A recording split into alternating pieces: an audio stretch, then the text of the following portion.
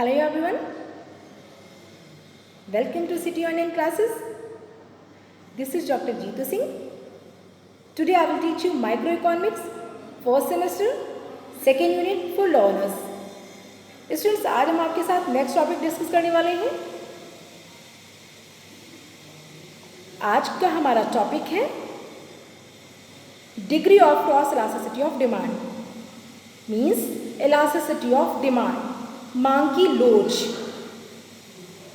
अब degree of cross elasticity of demand को समझने से पहले हम ये समझेंगे कि इलास्टिसिटी होता क्या है, क्यों हम पढ़ते हैं. तो हमने अपने लास्ट लेक्चर में आप लोगों को बताया था कि मांग की लोच हमें ये बताती है कि किसी चीज़ में कितना परसेंट वेरिएशन होने पे उसकी डिमांड में कितना वेरिएशन आता है, कितना परसेंट कम होता है, कितना परसेंट ज़्यादा होता है. ये हम लोच में देखते हैं. इलास्टिसिटी के बेसिस पे हम इसे एनालाइज करते हैं. अब हम बात करें degree of cross elasticity of demand. तो there are 3 types of degree of cross elasticity of demand. Like 1, substitute goods. When 2 goods are substitutes for one another, like tea and coffee, the demand has positive cross elasticity because increase in the price of one increase the demand for the other. For example, tea and coffee. And positive relation. अब स्थानापन्न वस्तु क्या बताती है कि जो स्थानापन्न वस्तुएं होती हैं, लाइक सब्स्टिट्यूट गुड्स होते हैं, उनके बीच पॉजिटिव रिलेशन पाया जाता है. और एक वस्तु में परिवर्तन होने पे दूसरी वस्तु की मांग में कितना परिवर्तन होता है, ये हम सब्स्टिट्यूट गुड्स के माध्यम से समझते हैं. सब्स्टिट्यूट गुड्स का एग्जाम्पल है लाइक टी एंड कॉफ़ी. इनके बीच पॉजिटिव रिलेशन देखने को मिलता है. नेक्स्ट है कॉम्प्लीमेंट्री गुड्स, पूरक वस्तुएं. ऑलरेडी मैंने आप लोगों को बताया है कि जो पूरक वस्तुएं होती हैं उनके बीच इन्वर्स रिलेशन पाया जाता है. Like for example petrol and car, इनके बीच कैसा रिलेशन होता है, नेगेटिव रिलेशन होता है. अगर पेट्रोल का प्राइस इंक्रीज होता है तो कार की डिमांड डिक्रीज होती है. लेकिन कितना परसेंट होता है ये हम किस में देखते हैं, इलास्टिसिटी ऑफ डिमांड में. नेक्स्ट है zero cross elasticity of demand. Zero cross elasticity of demand क्या कहता है, cross elasticity of demand is zero when goods are not related to each other. For example, rise in the price of wheat will have no effect on the demand for sugar. Their cross elasticity of demand will be called zero. मतलब अगर wheat का price increase हो रहा है या decrease हो रहा है तो उसका शू की प्राइस में क्या इम्पैक्ट पड़ने वाला है या शू की डिमांड में क्या इम्पैक्ट पड़ने वाला है. क्यों? क्योंकि दोनों ही वस्तुएं बिल्कुल अलग हैं. That's why यहाँ पे इलास्टिसिटी ऑफ डिमांड शो की क्या होगी, जीरो होगी. Perfectly elastic demand. अब हम यहाँ पे मांग की लोच के प्रकार पढ़ेंगे. मांग की लोच के कितने प्रकार होते हैं, there are 5 types of elasticity of demand. अगर हम बात करें perfectly elasticity of demand, perfectly elastic demand में क्या होता है, पूर्णतः लोचदार मांग. पूर्णतः लोचदार मांग में क्या होता है कि जो प्राइस होती है उसे कांस्टेंट मान लिया जाता है. अगर वेरिएशन होता भी है तो इट्स वेरी लिटिल बिट. लेकिन जो डिमांड होती है वो कंटिन्यू इंक्रीज करती है. और जो डिमांड का शेप होता है वो कैसा होता है, एक्स एक्सिस की पैरेलल होगा.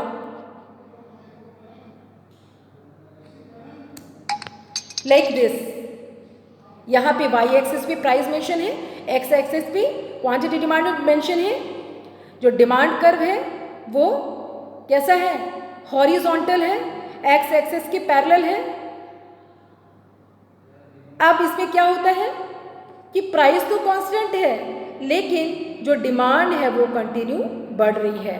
दैट्स व्हाई जो मांग वक्र होता है वो कैसा होता है, हॉरिजॉन्टल होता है। कब?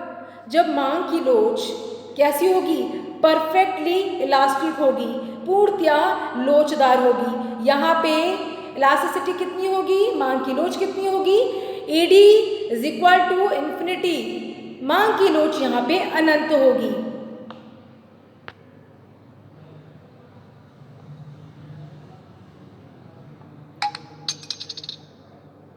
नेक्स्ट, परफेक्टली इनइलास्टिक डिमांड, पूर्णतः बेलोचदार मांग। अब पूर्णतः बेलोचदार मांग में क्या होता है, पूर्णतः बेलोचदार मांग वो मांग होता है जिसमें कीमत में कितना भी वेरिएशन हो लेकिन जो मांग होती है वो कैसी होती है, पूरी तरह से रिजिड होती है। मांग जो होती है वो यहाँ पे एक तरह से जीरो मान लिया जाता है मांग को, क्योंकि मांग कांस्टेंट है। फॉर एग्जाम्पल, अगर मेडिसिन या ऑयल या सॉल्ट का प्राइस इंक्रीज या डिक्रीज हो रहा है तो उसकी मांग जो होती है वो कांस्टेंट होती है, उसकी मांग में कोई इम्पैक्ट नहीं पड़ता है। और परफेक्टली इनइलास्टिक डिमांड, पूर्णतः बेलोचदार मांग का जो वक्र होता है, कर्व होता है, वो परफेक्टली क्या होता है, वर्टिकल होता है, वाई एक्सिस की पैरेलल होता है, एक सीधी रेखा के रूप में होता है, लेकिन कैसा, वाई एक्सिस के पैरेलल में। यहां पे आप देख पा रहे हैं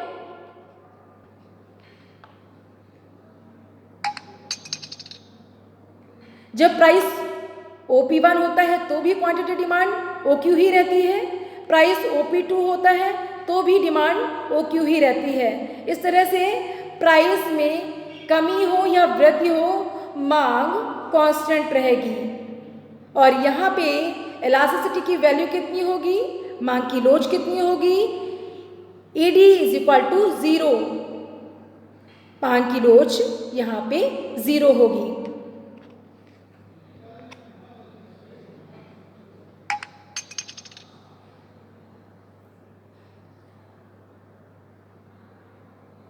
नेक्स्ट, रिलेटिव इलास्टिक डिमांड या मोर इलास्टिक डिमांड, इकाई से अधिक लोचदार मांग। अब इकाई से अधिक लोचदार मांग क्या होती है, इकाई से अधिक लोचदार मांग वो मांग होती है जिसमें कीमत में थोड़ा परिवर्तन होता है लेकिन मांग ज़्यादा परिवर्तित होती है। कहने का मतलब ये है कि अगर कीमत में 10% कमी आती है तो जो मांग होती है वो 15% इंक्रीज होगी। और यहाँ पे इलास्टिसिटी की वैल्यू ED ग्रेटर देन 1 होगी, लाइक दिस। यहाँ पे हम डायग्राम से समझेंगे।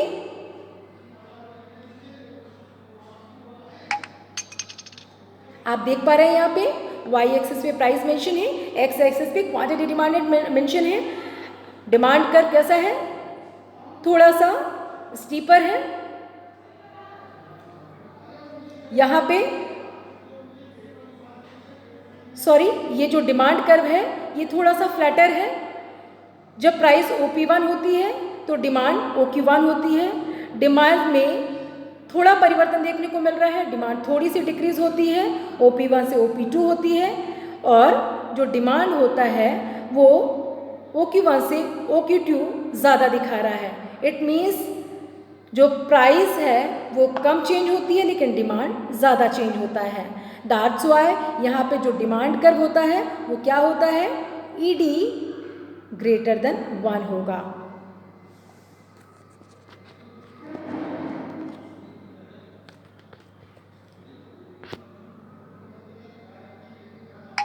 नेक्स्ट, और इसे हम डायग्राम से भी समझ सकते हैं और इसे एक्सप्लेनेशन से भी समझ सकते हैं। और इस तरह से ये डायग्राम का एक्सप्लेनेशन दिया हुआ है। नेक्स्ट, रिलेटिवली इलास्टिक डिमांड या less elastic demand. Relatively inelastic demand का मतलब क्या होता है? रिलेटिवली इन इलास्टिक डिमांड या इकाई से कम लोचदार मांग या लेस इलास्टिक डिमांड, इसमें कीमत में थोड़ा परिवर्तन होता है, कीमत में ज़्यादा परिवर्तन होता है और मांग में थोड़ा परिवर्तन होता है। For example, less elastic demand या रिलेटिवली इन इलास्टिक डिमांड में 30% प्राइस में चेंज आता है,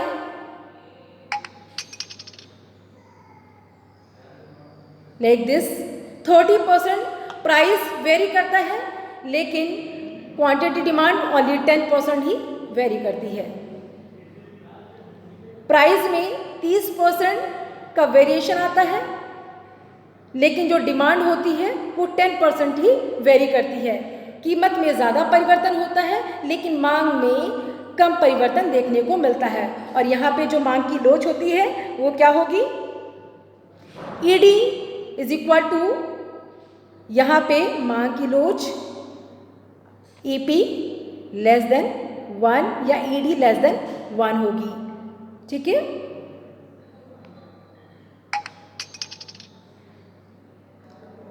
ये डायग्राम गिवन है। Y एक्सिस पे प्राइस मेंशन है और X एक्सिस पे क्वांटिटी डिमांडेड मेंशन है।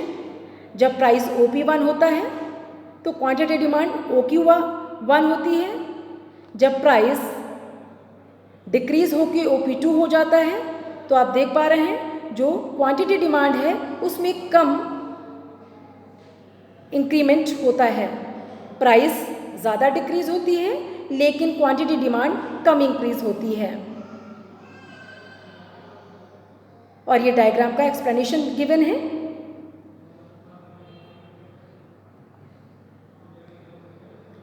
Next, unitary elastic demand. Unitary elastic demand इकाई के बराबर लोचदार मांग। इसमें क्या होता है, चलिए देखते हैं। यहाँ पे यूनिटरी इलास्टिक डिमांड ये बताता है कि कीमत में जितना % परिवर्तन होता है, मांग में भी उतने ही रेट में परिवर्तन देखने को मिलता है। अगर कीमत में 10% चेंज आता है तो मांग में भी 10% का चेंज देखने को मिलेगा। जैसा कि आप डायग्राम से देख रहे हैं, OP1 प्राइस ये रेक्टेंगल हाइपरबोला बना हुआ है डिमांड कर्व। तो रेक्टेंगुलर हाइपरबोला क्या बताता है कि कोई भी आप एरिया लोगे इक्वल होगा। जैसा कि आप देख पा रहे हैं, ये और ये एरिया।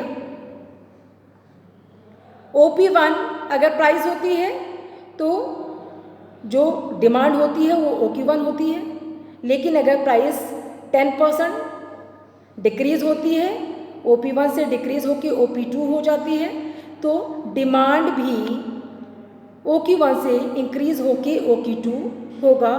10% डिमांड में भी चेंज आएगा।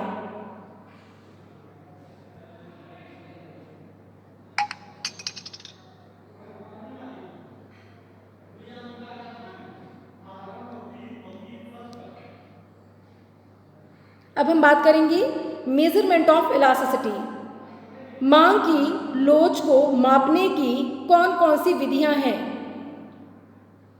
वैसे तो मांग की लोच को मापने की कई विधियां हैं। हम यहाँ पे परसेंटेज मेथड और पॉइंट मेथड डिस्कस करेंगे।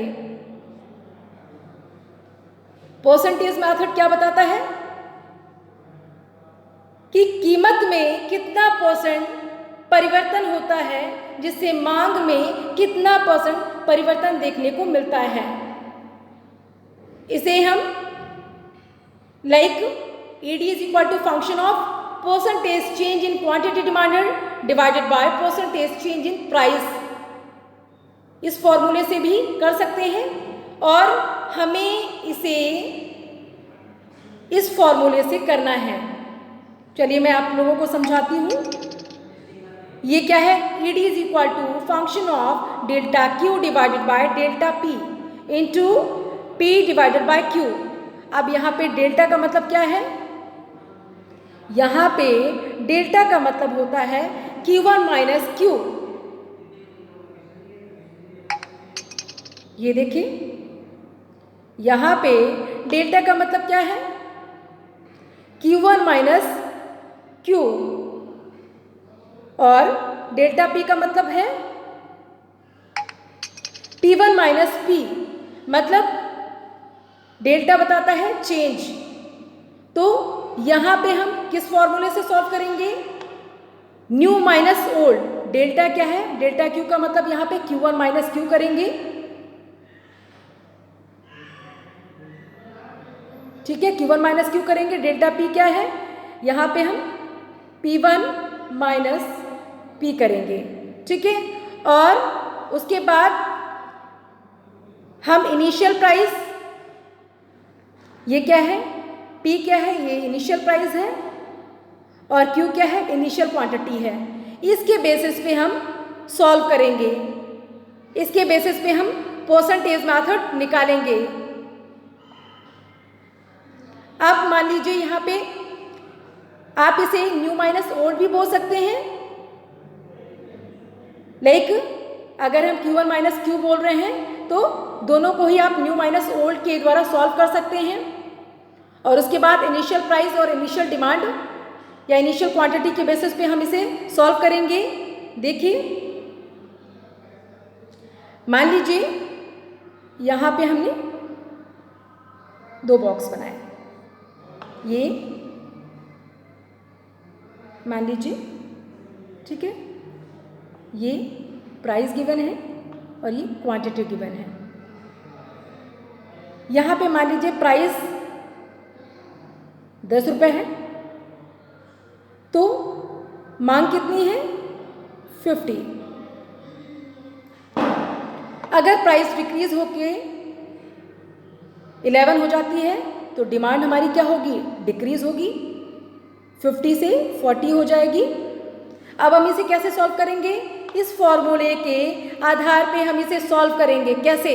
मैंने आपको बताया था डेल्टा Q का मतलब है Q1 minus Q, delta P का मतलब है P1 माइनस P, और यहाँ पे P का मतलब है ओरिजिनल P या इनिशियल प्राइस, या Q का मतलब है ओरिजिनल Q या इनिशियल Q। तो कैसे सॉल्व करेंगे? यहाँ पे डेल्टा Q1 माइनस Q करना है तो हमें क्या करना है? 40 माइनस 50 करेंगे, कितना आएगा? 10 आएगा। हमने डिवाइड कर लिया। अब उसके बाद हमें Q1 माइनस Q तो हमने सॉल्व कर लिया। अब हमें P1 माइनस P करना है, इसे सॉल्व करना है। तो यहाँ पे डेल्टा P का मतलब P1 माइनस P है, तो 11 में से 10 गया 1। फिर उसके बाद हमने N2 का साइन लगाया। उसके बाद हमने क्या किया? इनिशियल प्राइस कितनी है? 10 है, हमने यहाँ पे 10 रखा। उसके बाद इनिशियल क्वांटिटी कितनी है? इनिशियल क्वांटिटी 50 है, हमने यहाँ पे 50 मेंशन किया।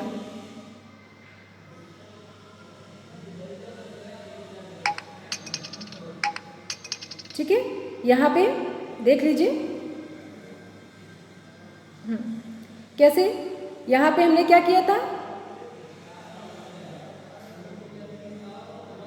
10, ये 50, 11, 40, इसके बेसिस पे हमने सॉल्व किया था। हमने क्या किया था? यहाँ पे 10 डिवाइडेड बाय, अब हमने यहाँ पे 1। उसके बाद हमें सॉल्व करना है, इनिशियल प्राइस लेना है। तो इनिशियल प्राइस कितनी है? 10 है, और इनिशियल क्वांटिटी कितनी है? 50 है। 0 0 से कैंसिल हो जाता है, 5 2 जा 10। यहाँ पे मांग की लोच कितनी आई? 2। तो मांग की लोच, इलास्टिसिटी ऑफ डिमांड, इसके बेसिस पे हमने कितना निकाला? 2 निकाला। कोई भी आप नंबर ले सकते हैं, लेकिन हमें इसी के बेसिस पे निकालना है। एग्जाम में आपको सॉल्व करना नहीं आएगा, आपको फॉर्मूला पता होना चाहिए। मैंने और इजी तरीके से इसे समझाने की कोशिश की है। चलिए तो हम मूव ऑन करते हैं।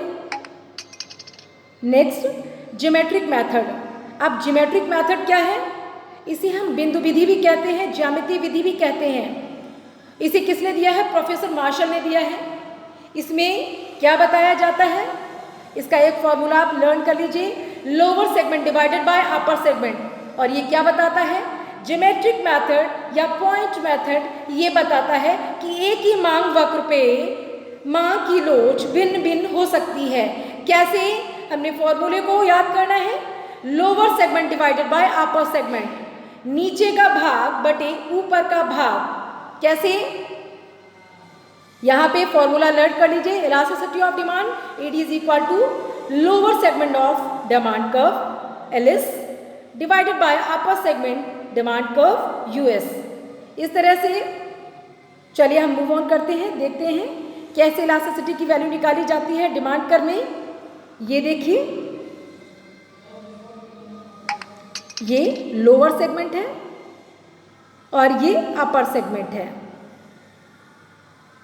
ये नीचे का भाग है और ये ऊपर का भाग है। जब भी हम सॉल्व करेंगे तो हम क्या लेंगे, लोअर सेगमेंट को पहले निकालेंगे, देन अपर सेगमेंट को। कैसे, चलिए तो हम देखते हैं।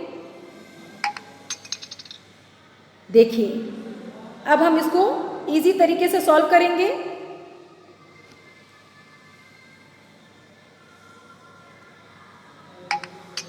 देखिए, मान लीजिए ये क्या है, एडी इज इक्वल टू, ये क्या है यहाँ पे, एडी इज इक्वल टू 0 है। मतलब यहाँ पे जो मांग की लोच है उसे 0 मानना है, क्योंकि हमें लोअर सेगमेंट से लेना है यहाँ पे। तो लोअर सेगमेंट क्या है, यहाँ पे हमने 0 रख लिया। हमें इस पॉइंट पे मांग की लोच निकालनी है, जहाँ पे एडी इज इक्वल टू 0 है। इस पॉइंट पे इलास्टिसिटी की वैल्यू को निकालना है। कैसे निकालेंगे, लोअर सेगमेंट क्या है, 0 है, अपर सेगमेंट हमने काउंट कर लिए, कितने पॉइंट है, 5 पॉइंट हैं, हमने यहाँ पे 5 कर लिया। अब आपको पता है कि अगर न्यूमरेटर में 0 होता है तो आंसर विल बी 0। तो यहाँ पे ईडी की वैल्यू क्या होगी, 0 होगी। अगर हम ये डी पॉइंट पे हमने मेंशन किया था ईडी की वैल्यू, अब हम यहाँ पे लेंगे सी पॉइंट पे। सी पॉइंट पे ईडी की वैल्यू क्या होगी, लेस देन 1 होगी। कैसे, lower segment divided by upper segment. Lower segment में हम लेंगे डीसी डिवाइडेड बाय, यहाँ पे हमने डीसी कर लिया, डिवाइडेड बाय कितने पॉइंट हैं, डीसी डिवाइडेड बाय हम कर सकते हैं यहाँ पे सी ए। ये आपने किया, यहाँ पे हमने 2 पॉइंट है डी और सी, तो हमने ऊपर 2 रख लिया। नीचे हमने अपर सेगमेंट में हमने काउंट करना है कितने पॉइंट है, तो सी से हमने देखा सी बी ए, हमने 3 कर लिया। अब जब आप 3 से डिवाइड करोगे 2 से तो क्या आएगा आंसर, लेस देन 1 आएगा। तो यहाँ पे सी पॉइंट पे इलास्टिसिटी की वैल्यू कितनी होगी, लेस देन 1 होगी।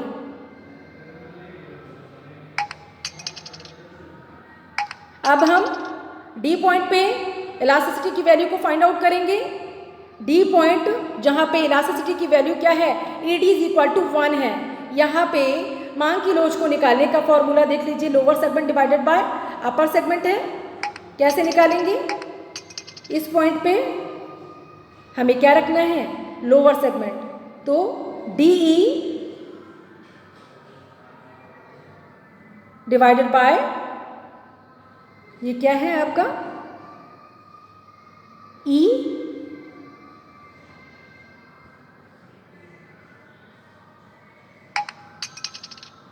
एक सेकेंड, डी लिखा हुआ है यहाँ पे। चलिए, तो यहाँ पे अगर हमें इस पॉइंट पे इलास्टिसिटी की वैल्यू को निकालना है तो कैसे निकालेंगे, हम क्या रखेंगे, पहले lower segment D B divided by D E. अब इस तरह से हम निकालेंगे, दोनों का पार्ट इक्वल है, इधर का एरिया और ऊपर का एरिया दोनों ही बराबर हैं, और इस तरह से यहाँ पे मांग की लोच क्या होगी, इक्वल होगी। तो एडी इज इक्वल टू 1। ऊपर अगर निकालेंगे तो हम क्या करेंगे, फिर से हमें वही करना है, हम क्या करेंगे, डी ए करेंगे पहले लोअर सेगमेंट में, डी ए डिवाइडेड बाय ए ई। और इस तरह से अगर आप निकालेंगे तो नीचे ज़्यादा पार्ट है, हमने मान लिया यहाँ पे 4 रख लिया, लोअर सेगमेंट में, अपर सेगमेंट में हमने 2 रख लिया। अब 2 से अगर आप 4 में डिवाइड करते हैं तो answer will be greater than 1। तो यहाँ पे AD की वैल्यू क्या होगी? ग्रेटर देन 1 होगी। A पॉइंट में मांग की लोच कितनी होगी? इकाई से अधिक होगी। E पॉइंट में निकालेंगे तो E पॉइंट में आप देख लीजिए लोअर सेगमेंट कितना है? DE। लोअर सेगमेंट कितना है? लोअर सेगमेंट यहाँ पे कितना है? DE divided by upper segment only E। तो यहाँ पे लोअर सेगमेंट में मान लीजिए हमने 5 पॉइंट कर लिया, 5 नंबर रख लिए और ऊपर कुछ नहीं है तो हमने यहाँ पे 0 कर लिया। अब अगर हम इसे डिवाइड करते हैं, अगर डिनोमिनेटर में 0 होता है तो आंसर विल बी इन्फिनिटी, अनंत। तो इस तरह से E पॉइंट पे मांग की लोच कितनी होगी? इकाई से अधिक होगी। इस तरह से हमने देखा मांग वक्र एक है, जैसे जैसे हम ऊपर की तरफ बढ़ते हैं मांग की लोच बढ़ती जाती है और एक पॉइंट ऐसा आता है जहां पे मांग की लोच अनंत हो जाती है। इसे इस तरह से दिया हुआ है, गिवन है।